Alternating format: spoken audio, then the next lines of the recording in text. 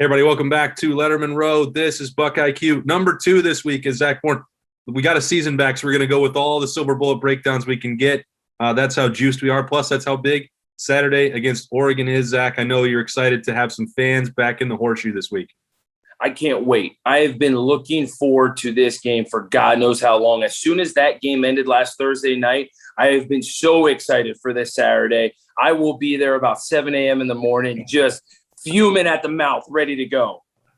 It was great in Minnesota. They took advantage of that to have cheerleaders, band, fans. The tailgating was going on. It was great to be there. It really felt, like relief after everything that we went through in 2020 where it was just so weird. It was really cool to be back in that environment. Minnesota did a great job. I know Ohio State's going to kick that up to 11 on Saturday as Oregon comes in. As you get ready for this one, a matchup I think, Zach, we've had circled all year as a proving ground and one that would really send Ohio State potentially on the way back to the college football playoff. These early season games, do you leave the Minnesota game concerned at all about the defense, or where would you put any panic about what you saw in the opener? I think you obviously have to scratch your head with some stuff, and I think there are some things that happened last Thursday night that, hey, we need to address these. Granted, against Oregon, I don't think they're the biggest things to address. When you get into Big Ten, the biggest thing for me was obviously Mo Ibrahim running the football, right? In the way that Minnesota offensive line was kind of able to control the line of scrimmage. And normally you're used to seeing Ohio State, especially the whole front seven, play behind the line of scrimmage. And you saw so much on Thursday night that kind of they were playing at the line of scrimmage or even a yard on their side of the line of scrimmage. So the linebackers need to play downhill more. The defensive line needs to be able to get get on edges and get a bigger push and control the line of scrimmage. Against Oregon, I don't think you have to worry about that. They're not going to try and beat you with power. They're not going to try and run the football down your throat. It's much more side-to-side, Pac-12 style football, so that doesn't worry me so much going into this Saturday, but it is something that you're going to have to address as time goes on.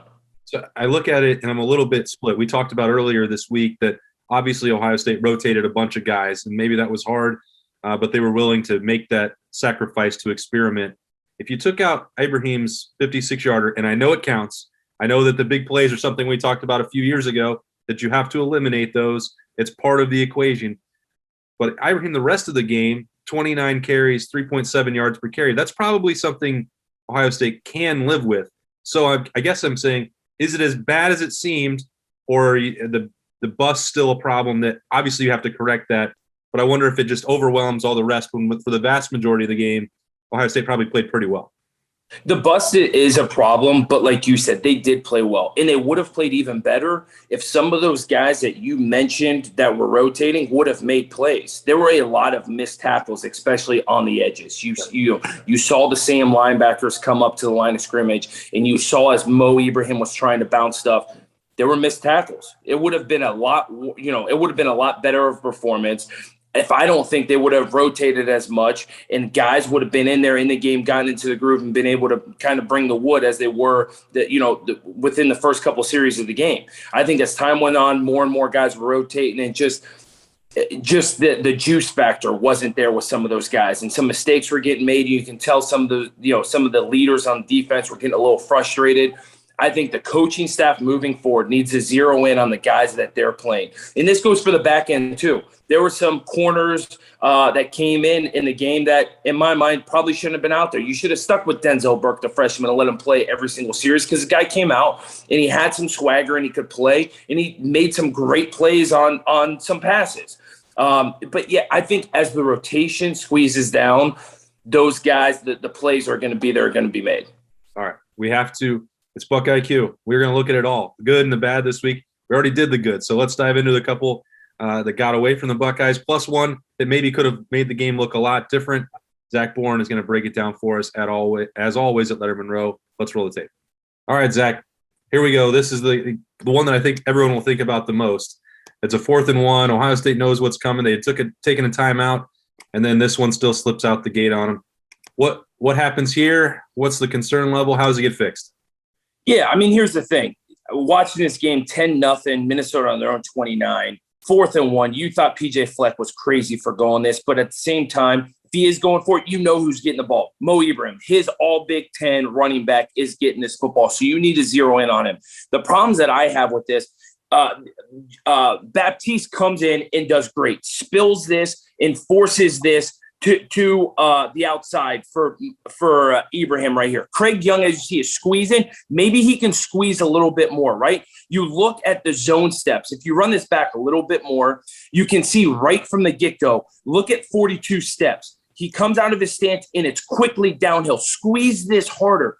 Craig Young, you've got outside contain. I get it. Squeeze, and push this. Use your pads and push 42 into the hole. If you take 42 and plant him on the backside of the left tackle on 70, guess what? He's got no hole. And then you're sitting on the outside. So he's got to be a little stronger there. And then Legend Cavazos. Come on, my man. Look at this. Why are you going sideways? It's 4th and 1. It's easier to play in a phone booth than it is than tackling the all Big Ten running back out in space. Play downhill, son. You got to come in. You are essentially playing like a linebacker right here. Come in, fill the hole. Don't duck your head and just try and whiff on a tackle. You've got to come down and make this play. If that happens, if Craig Young squeezes a little bit harder, pushes 42 with his hands and gets a little bit more of his edge, and the Legend Cavazos comes downhill, this is stopped. And the ball game, in my mind, is over with at this point because then Bucks are going to go up 17-0, and Minnesota is going to be deflated.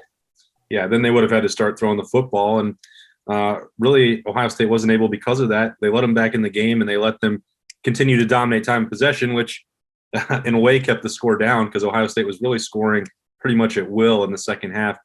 This is one, it's I guess, another mixed bag here. Some good plays. My guy that I've talked about over and over, Josh Proctor, delivers with what would have been a turnover and another chance for Ohio State to steal the momentum and take control, and then it comes back. So I guess it's week 1. We can still dive into you talking about the officiating if you want, but this is also a play where you just have to probably be smart if you're Dallas Gant.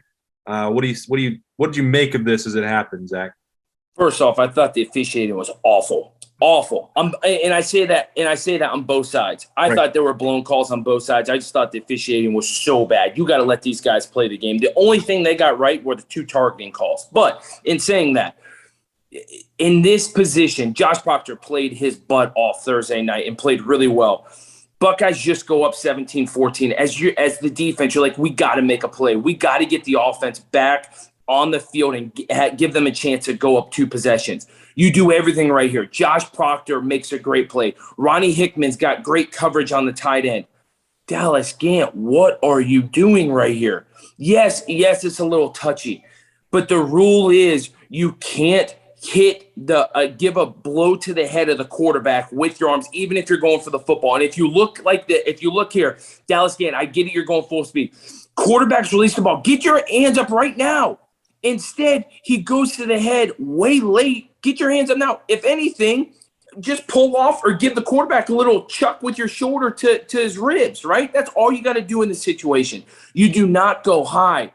I understand what he's doing, but you are so late with your hands right here. And yes, you give a little blow. The head ref is going to see that every single time and is going to call it. Do I think it's a terrible rule? Yes, especially in this situation. But guess what? It's the rule.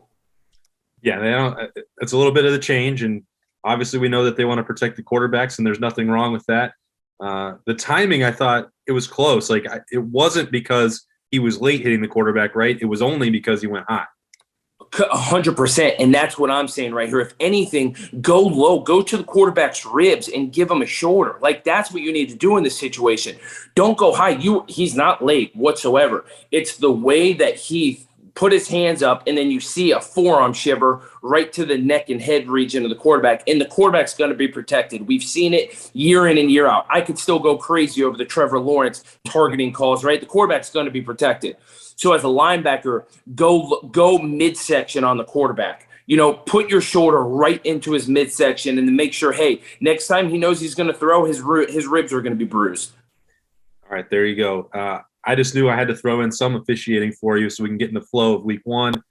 We got one more to go here, one more rush that really jumped off the page for Ohio State that they'll have to clean up. Now, look, as you said, Minnesota had a really, really big, strong, veteran offensive line. You have to give them credit. And Ibrahim, and it's really sad that he's out for the year. Minnesota might have made a push there in the West with this guy running the football behind that line. But that's not to make excuses. That's just the reality. Ohio State will have to make these plays. No doubt. And if you rewind this real quick and go to the very beginning, before the ball is even snapped, when they're on setup, and as I was watching, so I was looking at it, pause it right there.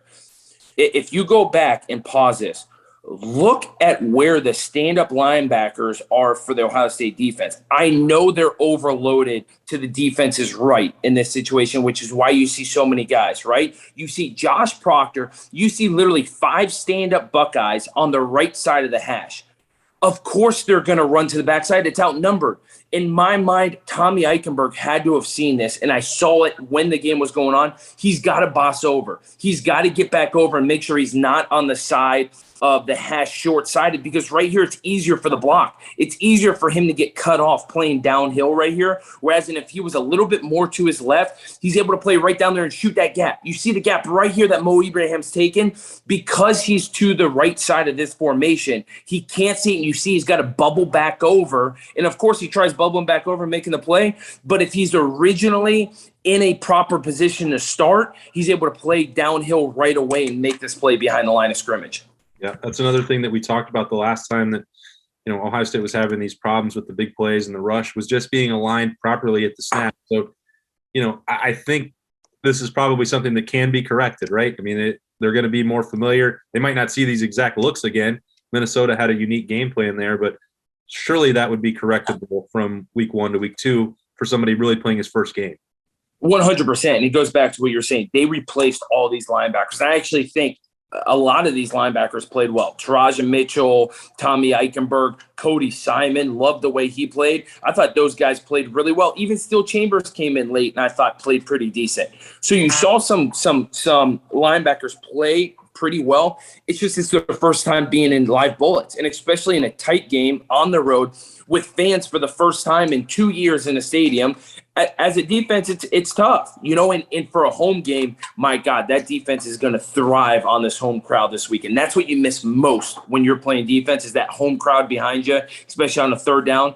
But right here, these guys got to know, hey, they're trying to outsmart me. Why are they lining up this way into the boundary? Why are they going overload that way?